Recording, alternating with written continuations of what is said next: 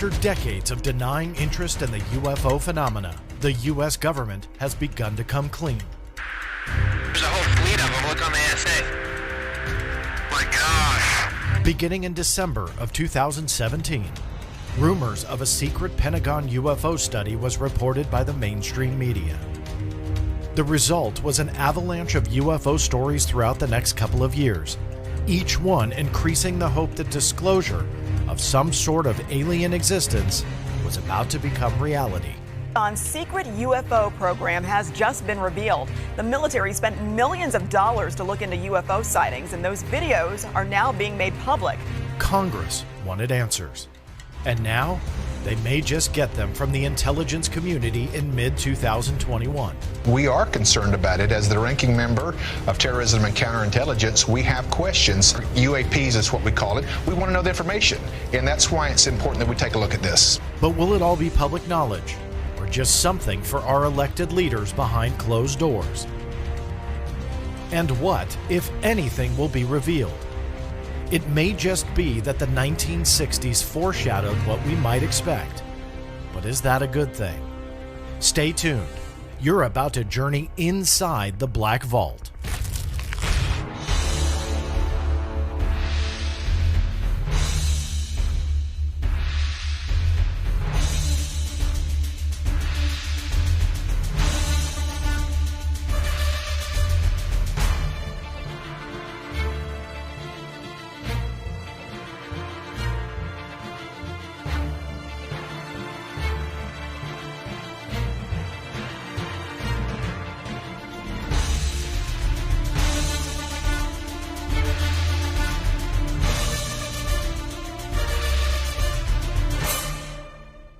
That's right, everybody. As always, thank you so much for tuning in and making this your podcast or your live stream of choice.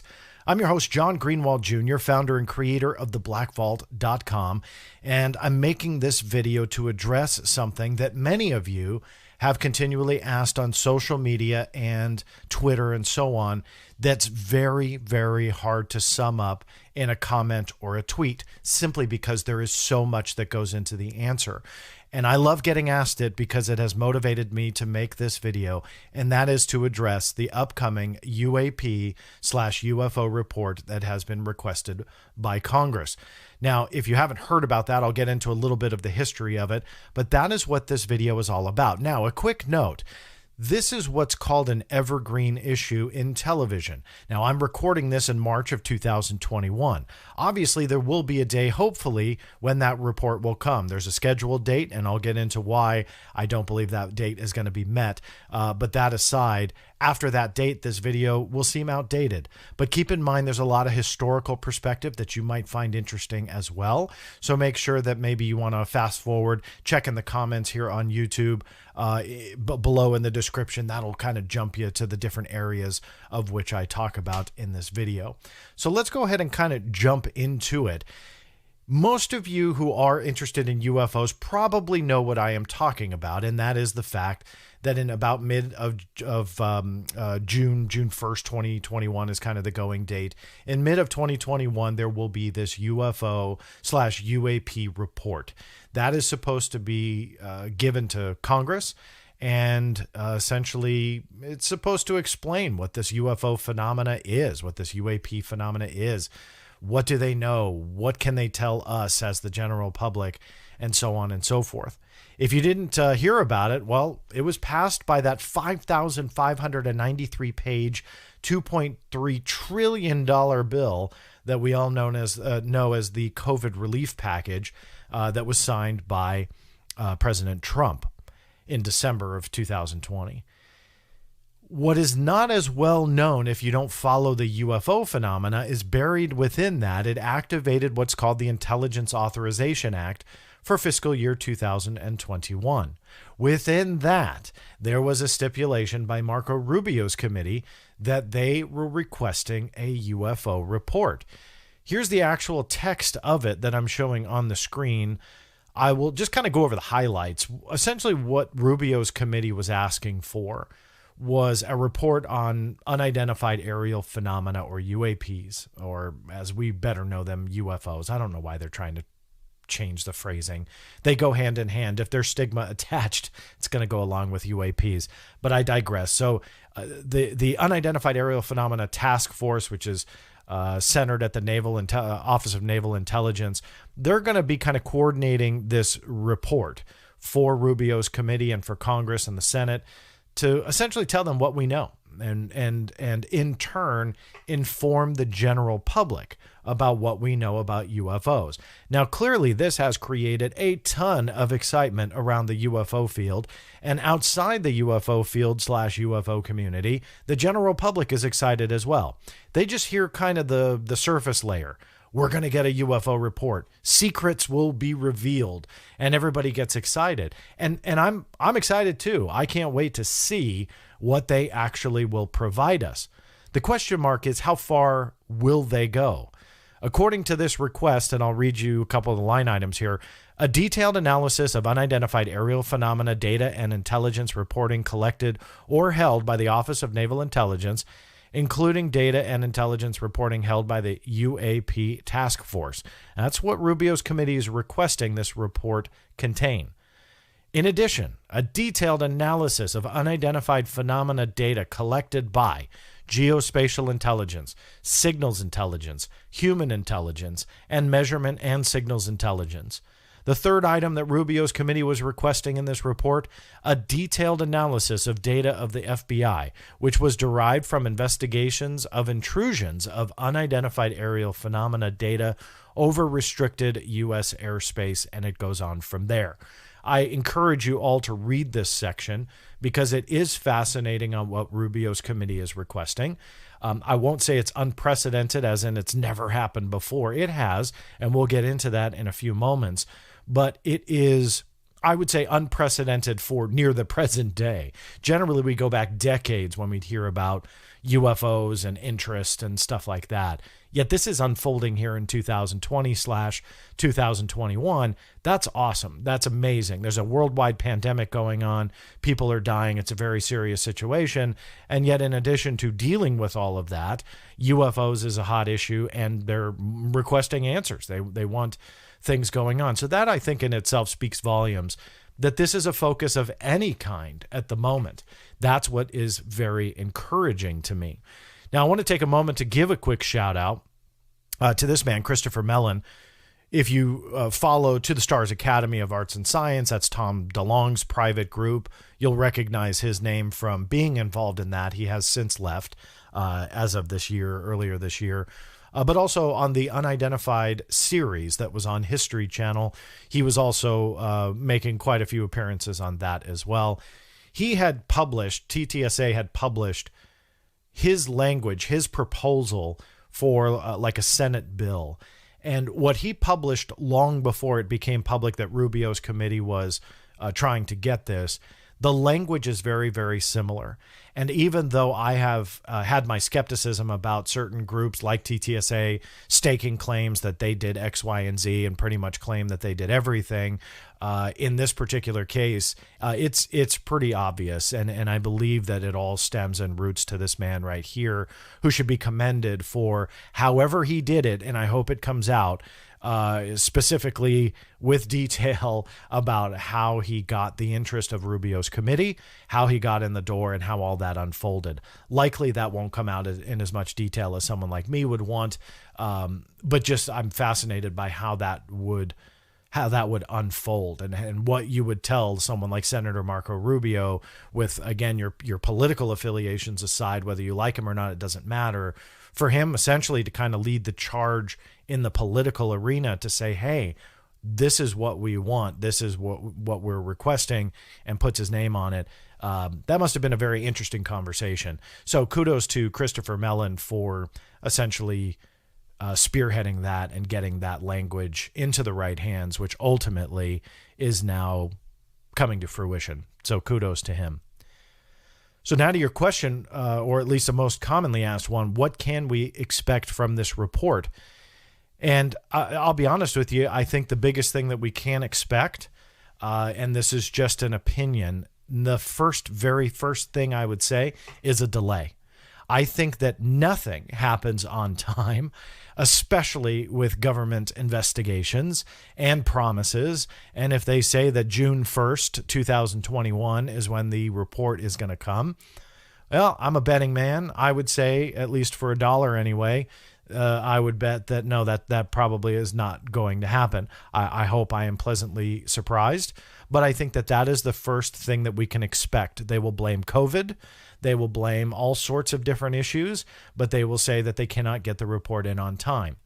Now let's jump ahead and just kind of assume for a moment it will come, or if it comes on the 1st or whenever, what's going to be inside of it. This is all a guess, and this is all something that is purely an opinion on my end, and I want to stress that about this part of it. I don't like to just go off of gut feelings and opinions on a lot of stuff, but this is just kind of for fun a little bit to speculate about what we might expect. I don't want to be a debunker / negative Nancy on this, but I think we have to put our expectations right on what will probably be in that report. And I think what we're going to hear about is a fluffed up version of what we have already heard about. Now, these 3 screen grabs here from the FLIR, the gimbal, and the Go Fast, they have leaked out already. Yes, it was a leak. In the eyes of the U.S. military, that was a leak. The Air Force Office of Special Investigations did an internal investigation. They also concluded that this was all unauthorized. It should not have been out. Now, although the Pentagon blames their own internal practices for what happened, that's all well and good. But regardless, it was a leak. It comes out. They later declassify the documents because I think that they were in a little bit of a conundrum. But that information has kind of circulated in many different forms since then. I believe the report is going to have a lot of that in it. It's going to seem new, but it won't be. It'll be a lot of the information that we've seen before that is leaked out, the videos and some of the details that they think is pertinent to inform the Senate and Congress about. But regardless, it's just going to be a lot of the fluffed up same stuff that we've heard about, because that's safe. The general public will eat it all up. And they'll go, wow, this is great. You know, we've got this UFO report. Maybe they'll put some cool fancy pictures in there with like what you're looking at now if you're watching on YouTube. And that will make everybody really excited again. But in the eyes of the intelligence community, they've told us absolutely nothing new. It's all the same exact stuff. They'll jumble up the words a little bit. They'll maybe even add a few more like minor details, but the overall arch of the story will likely just be fluffed up versions of what we've already heard about. It'll also be some of the stuff that we haven't heard as much about, but we've heard about it if you care enough to look. Now, the War Zone is a group that I have a lot of respect for. You've heard me talk about them before. Joseph Trevithick and Tyler Rogaway, who's the main editor over there, along with some of their other great contributing writers, really do a great job. So if you're not familiar with the site, go check it out. But I bring up this article that they did, which they did an excellent job on, but they dug up some of the Navy pilot encounters with UAPs. Now, this isn't any smoking gun that it's alien. In fact, a lot of it reads like they were encountering unmanned drones or aerial systems or stuff like that. But regardless, those are the incidents that I think that this report is going to have in it, that they're going to start going into more fluffed up versions of these documents that the general public is going to not be as well aware of because, well, they don't have fancy pictures and videos, so the mainstream media doesn't pick them up as much, but you'll probably see a lot of this stuff as well. Kudos to the War Zone yet again. You'll also probably hear the D word a lot, drone. As the commercialization of drone usage has increased dramatically, so has the threat potential behind it, whether it be for domestic terrorism, international terrorism, or just all around good old-fashioned pranks and hoaxes and stuff like that. I believe that you are going to hear a lot about drones in this report. That is going to be a lot of their fallback, that they're going to say, look, we can't identify a lot of this stuff, But if you look at X, Y, and Z drones, and we have these types of incursions all the time, and we prosecuted this guy, they may even throw some cases in there about those that they were able to catch. Juxtapose that with Project Blue Book, you get that a lot. Some cases that were solved were used as essentially primers for those that were unsolvable because they didn't have, quote unquote, enough evidence. So you start to see kind of a narrative unfold here, in my opinion, that will definitely reflect that of decades ago. And drones are going to be a fallback, I believe. Evidence to that is in documents that I dug up through the Freedom of Information Act within the United States Air Force. What I was going for were internal communications about UAPs, UFOs. What were they talking about? You know, what can you deduce from that? Because a lot of times it's not give me all your UFO reports. I go after emails. I go after internal communications. For the FOIA requesters out there or those who want to get your feet wet, all of that is ripe for the picking when you utilize the FOIA in the right way and start asking for information and documents. So I went through the press office's emails with requests and asking for UAP keywords, UFO keywords, give me a search within this time frame, and got stacks of records where you can get these internal communications. In this particular one, Laura McAndrews, who is the United States Air Force spokesperson, she wrote this email, and she was talking about a story that broke in 2019, April to be exact, about essentially UAPs and what the Navy was talking about in regards to UAPs and how they were taking it seriously. I'm going to read this to you. This is her email. The Navy is updating and formalizing the process by which reports of unauthorized and or unidentified aircraft entering various military-controlled airspace. They mentioned the Air Force by saying, quote, for safety and security concerns, the Navy and the U.S. Air Force take these reports very seriously and investigate each and every report, which is true. What the Navy was trying to talk about was unmanned aerial systems. That got turned into UFOs and aliens. And that's the unquote. That's the end of Laura McAndrews' quote that I pulled. There's a little bit more to the email that you can see on your screen. I'll link it in the show notes as well. This gives you kind of the mindset of where they are internally. Now, I know a lot of people out there do not like spokespeople. They don't care for what they say. They think that they preach gospel when they like what they say. But when they say something that they don't like, it's generally, well, spokespeople are uninformed. That all very well may be true. But regardless, it does show from a PR perspective what the main spokespeople within the U.S. Air Force are talking about and where their mindset is at. So if they have any say in this, and if you pay attention to this channel, I posted a video that the Pentagon spokesperson, Susan Goff, who actually is kind of I would say a conduit for FOIA requests at this point, if that's the right word I'm looking for. Essentially, all FOIA requests that are UAP related are being channeled through her just to kind of have a last minute vet on it to make sure that nothing gets revealed or termed incorrectly that would make people like me create a video and, make everyone else excited. They want to make sure that they control the narrative. I believe that that is going against the spirit of the FOIA, but I did a whole video on that. I'll link that in the show notes as well. But make sure you just kind of see what I mean about the spokespeople getting involved. But if they do have a say in this, then even though they may not be the top brass, if they have a say, they could absolutely alter this UAP report to make it say, from a PR perspective, not transparency, not a willingness to declassify UFO secrets, but rather one of public relations. And that's the number one thing on their mind. That could absolutely scope this report to something that we don't want, which is just a fluffed up version of drone encounters, or those that are UFOs and UAPs. They're just simply termed as probable drones. And we see that a lot in government documents where they do probable XYZ. The NSA is notorious for doing probable balloons. That's another one. They put it as a parenthetical in some of their intelligence reports, a probable balloon. So you see a lot of parallels between how agencies operate and how once they create a narrative, they will do everything they can to stick with it and to make sure that is the narrative that people continue to hear. Some of the language in the notes for Rubio's committee requesting this report, the last line is kind of the kicker.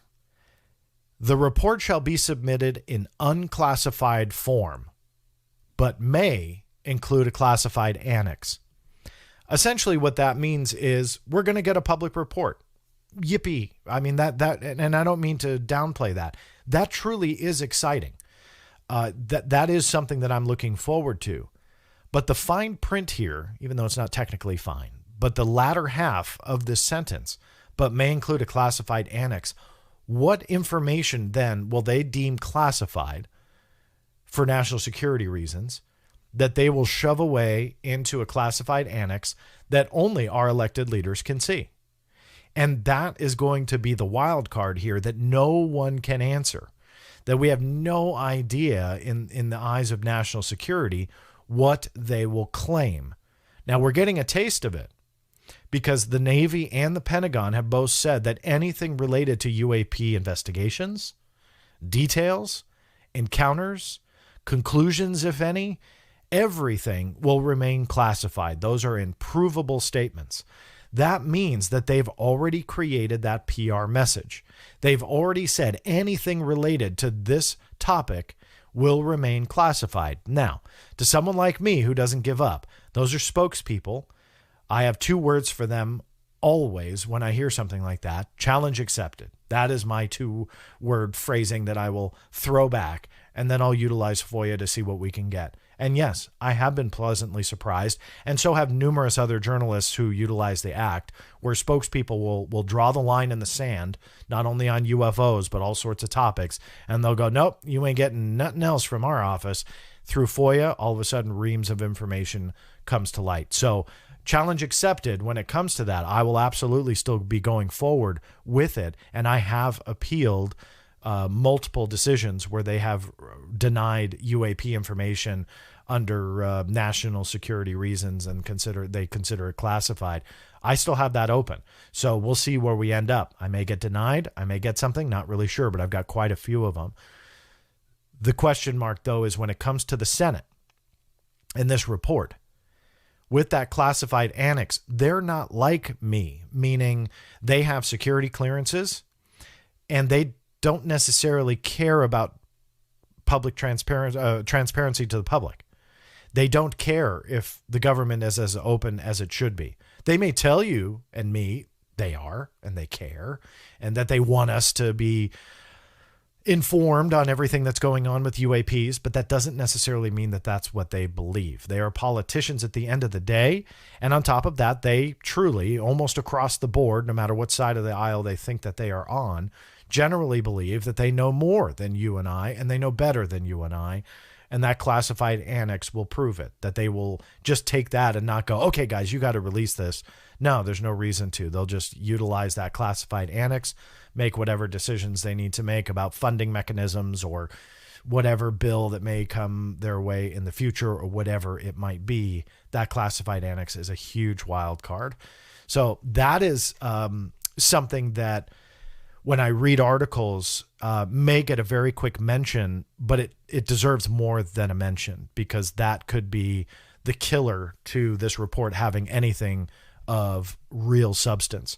Now, how do classified annexes work? I wanted to show you guys a real government document.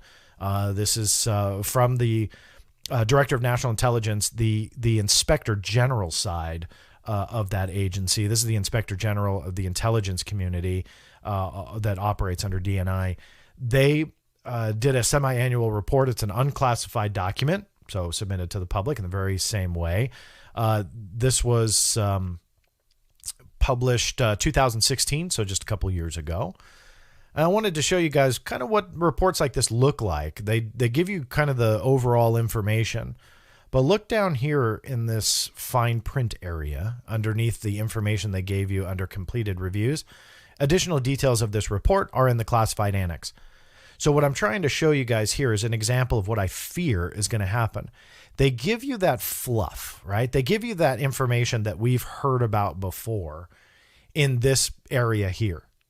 But the real stuff, the new stuff, the stuff that we really want, it's going to be tucked away in that classified annex. And there's going to be a footnote that said, additional details of this report are in the classified annex. And that's not once or twice throughout a report. In fact, there's numerous times within these unclassified documents that you can find citations like this. Here's another one. Here's another report, details about it. These are not UAP related, just in case you might be squinting at your screen or cell phone. If you're watching the video going, what's it say? It's just an unclassified public report I'm using as an example, but it gives you the details, gives you a brief overview here, and the citation at the bottom. Additional details of this report are in the classified annex. Same deal. Here's another page from that report, different section. They give you some of the brief overview. There's your citation. Additional details in the classified annex. Keep going, keep reading. Boom, here it is again. This is all from the same report. So you can see how many times they use it and utilize it to give the general public an aura of transparency. But when you read the fine print, it's nothing but. So I've made reference to decades past on how we are potentially just going down the same route, that this history has unfolded before. To me, it's uncanny, the similarities between what happened in the mid to late 1960s to what is going on now. I wanted to show you guys a letter. This is from the Gerald Ford collection at his presidential library. This was a 1966 March 28th of 1966 letter that he wrote to the Science and Astronautics Committee of the U.S. House of Representatives. I'm not going to read the whole thing to you, but I'll link it also in the show notes to read the whole thing, including a lot of other UFO documents from Ford's library. But this was prior to his presidency. Gerald Ford was seeking a hearing about UFOs. Project Blue Book was still underway. This was 1966, still a little over 4 years away from closing down. And they wanted to do this hearing on UFOs to figure out what there was to it. Now, from 47 to 1966, up until when this letter was written, they were investigating thousands and thousands of UFO sightings. Gerald Ford felt it was potentially a national security risk, and it was a huge concern to him, specifically, as you see here on screen, in his home state of Michigan, but also nationwide and even worldwide. He felt that there was no plausible explanation or reasonable explanation, and he wanted a hearing. He was ready to say, hey, we need to take this seriously. We're the elected officials. We need a hearing on UFOs, UAPs, and we need the information public and out there. And so that's what he started pushing for. Very much a gamble on his side in the 1960s because the Air Force was already doing this for quite some time, as I said. So there was really nothing to support that this needed to continue. There was public interest and fear that there was, something else going on. The Soviets were overhead or whatever it might be. But there was true concern. But as time went on towards the end, it wasn't as big as it was, let's say, through the 50s when things were buzzing the Capitol and the White House and sensitive installations in D.C. So Ford gets involved. And here is in April of the same year, so things started kind of progressing fairly quickly, that he got his hearing. Gerald Ford's office released this press release. This is one of the originals. I got this from the Gerald Ford Library. This actually I had found when I was working for a show called UFOs in the White House on History Channel. So I got to utilize my UFO hat a little bit with then my television hat and go after documents I normally couldn't do. I got to go to the JFK library, Reagan's library, quite a few of them. So it was a lot of fun. This was one of those originals, a copy of the original of his press statement. You'll see here, he started the press release talking about the stigma about the UFO phenomena and the ridicule that he endured for putting his name to it. This is what he said. As I had expected, some persons have ridiculed my call for a congressional investigation of unidentified flying objects. These people are a fraction of those who have given me their reaction to my proposal. The overwhelming majority of those expressing a view in letters to me believe a congressional investigation would be useful and is needed. So he talks about the stigma and the ridicule factor, but also the fact that there was a public interest. Public wanted answers. Here's what he said in the second paragraph. Those who scoff at the idea of a congressional investigation of UFOs apparently are unaware that the House Armed Services Committee has scheduled a closed-door hearing on the matter Tuesday with the Air Force, and that Representative Joseph Karth, Democrat from Minnesota, headed a 3-man subcommittee which held 2 days of hush-hush hearings 5 years ago on behalf of the House Science and Astronautics Committee. So he was getting the hearings. Ford was successful writing that committee. Hearings happen behind closed doors, classified settings. Very, very similar to what's kind of going on now. April 5th of 66, that's when the House Armed Services Committee met. They did their hearing. They brought in Dr. J. Allen Hynek. They brought in Hector Quintanilla, who was from the United States Air Force, who headed Project Blue Book. There are huge transcripts of that available on the Black Vault. I'll link that in the show notes below as well. But there's a lot of information there. And so they brought in all of these experts, military, scientists, so on and so forth, for this particular hearing.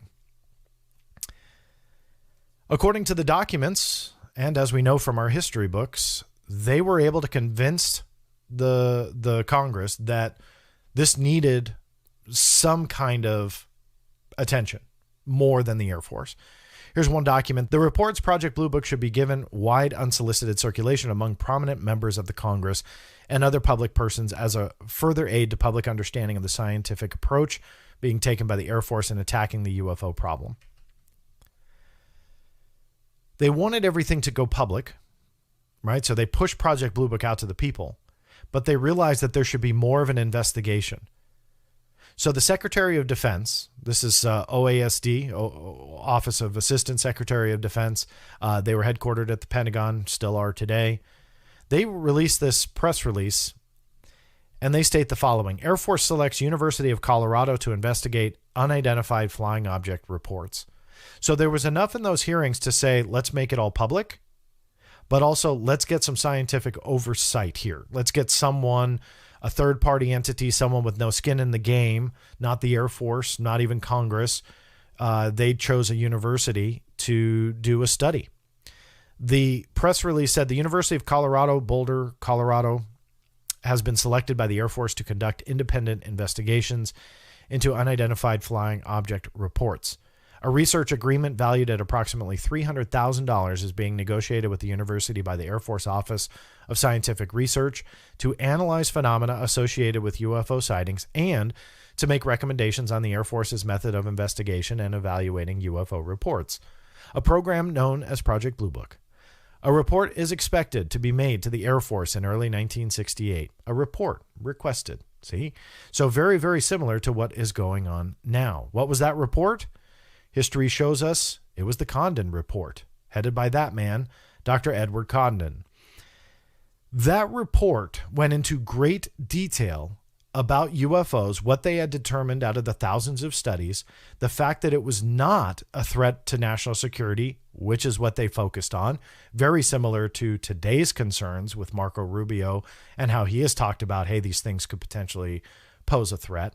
The Condon Committee report said, nope, no threat, no reason to continue, and Project Blue Book should be closed.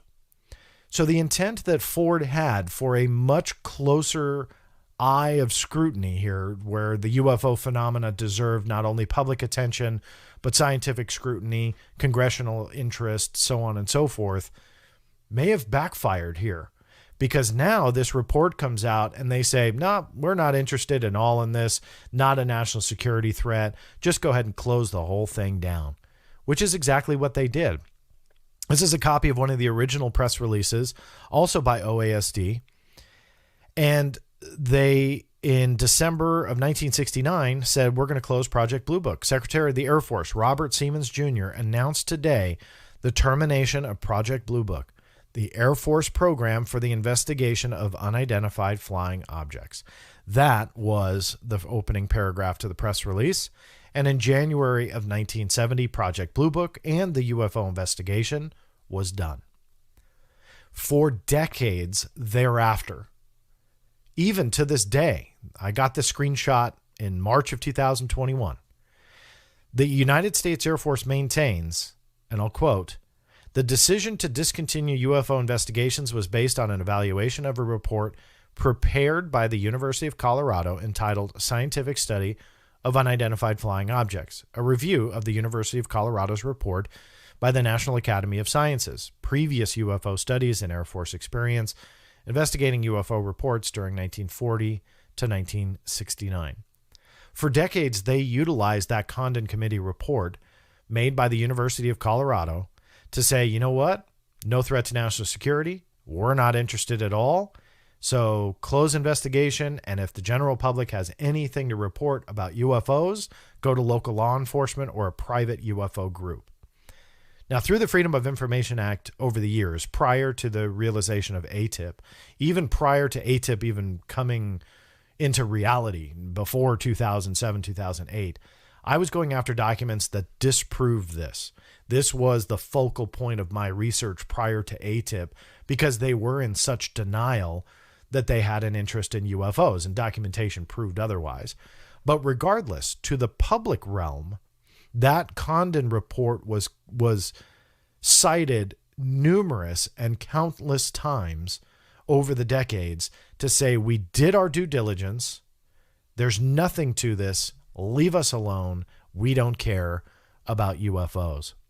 Even today, as I said, March of 2021, they still tout that fact sheet about UFOs.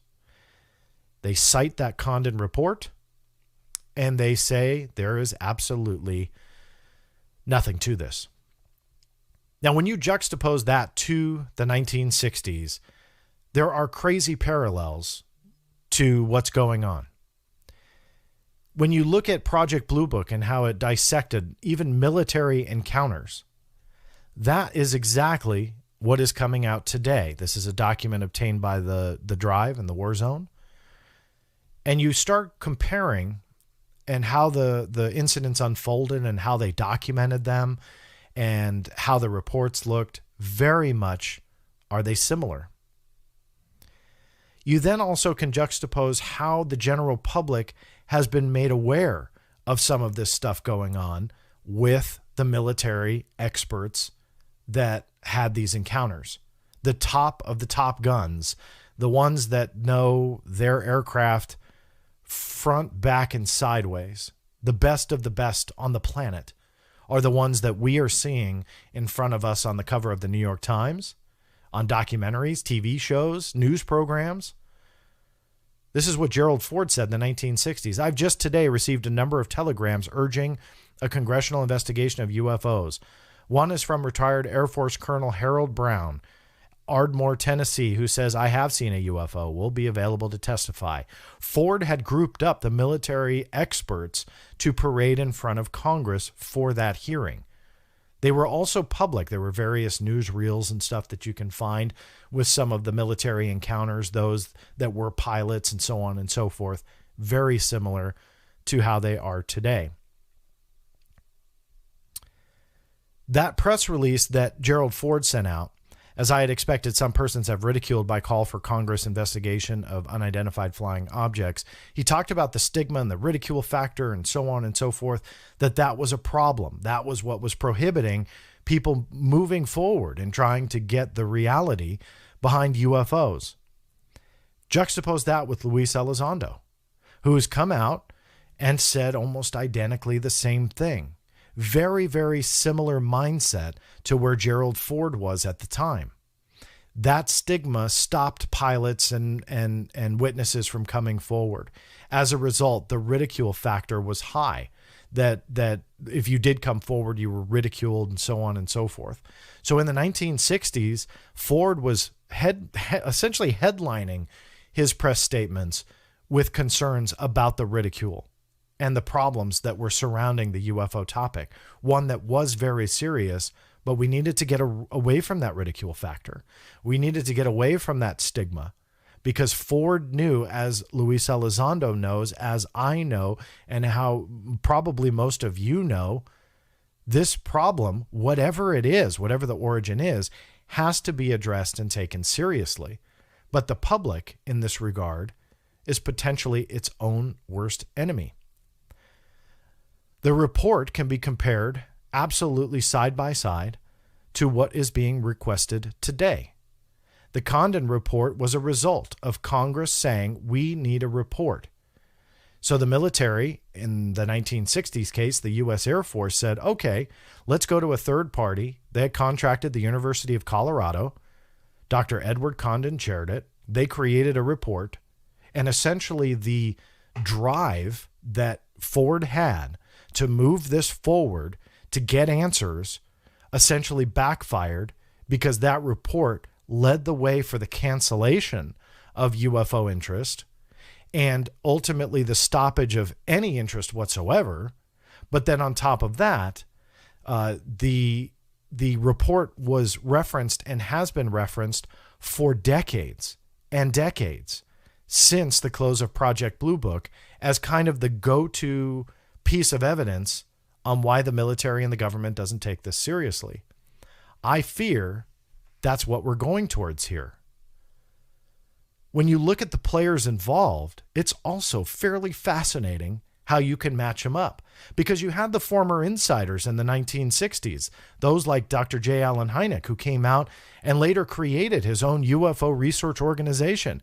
He saw so much on the inside, he said, no, this needs a closer look.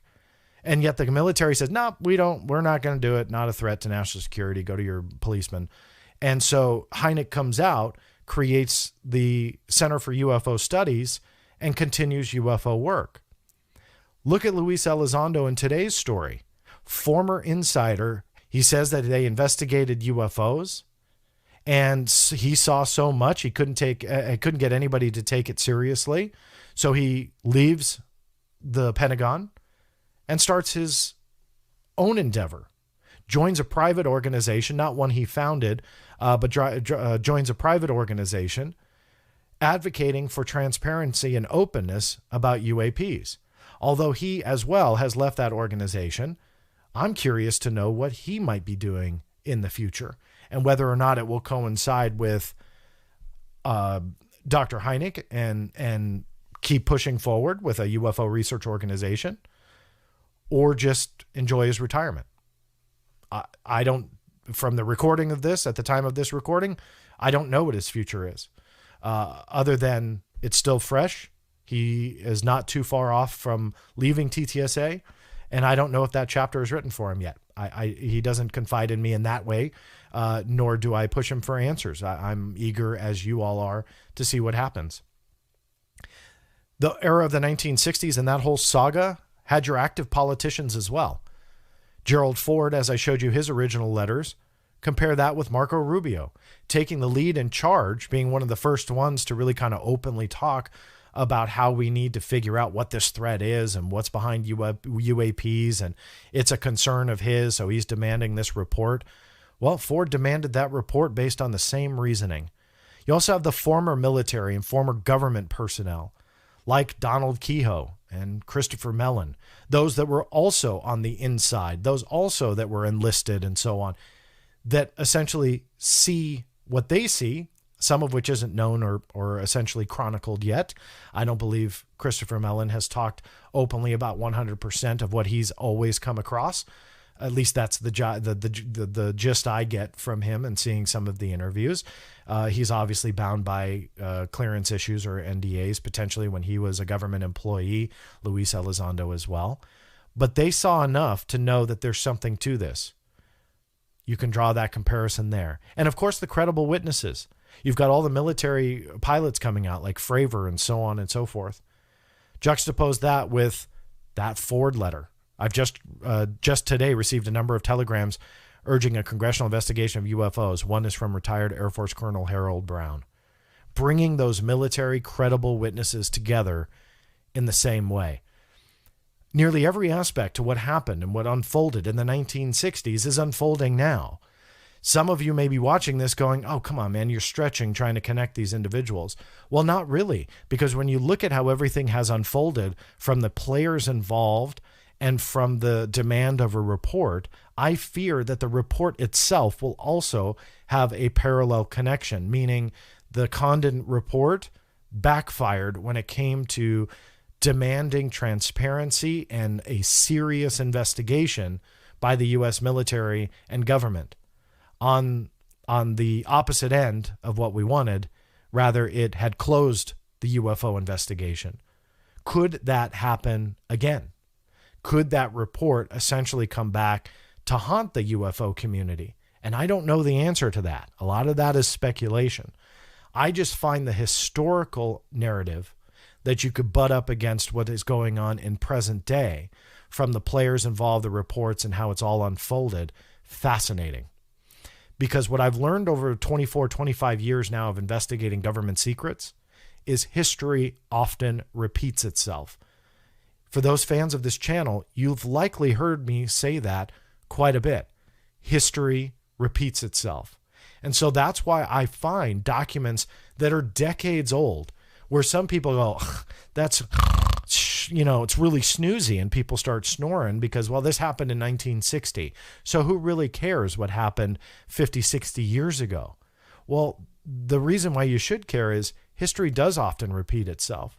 And when you look back in time like that, to a time when the Freedom of Information Act didn't exist, when there was a little bit more openness, when these military officers, personnel, government personnel, so on, when they were writing this, never really thought that their information would ever become public. So it is an excellent window that could show you what's going on today. It is truly looking back into the past to potentially figure out the future. And there are quite a few examples of that on all sorts of topics where, again, you see that history repeat itself. So what's the Director of National Intelligence going to do at this point? I believe they are going to make that report whenever it may come out. If it's on time, phenomenal. It's likely going to be late. If it is late, though, and it does come, what will be in it? And that is anybody's guess. So this video was a bit of speculation. As you know from this channel, I don't like to do that much. But I think it is fun to talk about and to, again, see that historical narrative, because that may determine what we might expect in the future. No matter what, it's going to be one heck of a ride. And I'm really glad I'm around to see it. And I'm glad you all have taken the time to watch this video. So thank you all for doing so. And you know the drill. The biggest thanks to me is simply spreading the word. So if you feel this video is worthwhile to your friends, your family, or just your social media reach, feel free to post it around. A thumbs up is always welcome, and make sure you are subscribed to this channel and turn those notifications on, because there's a lot of exciting stuff coming your way. Thanks again for listening. This is John Greenewald Jr. signing off. We'll see you next time.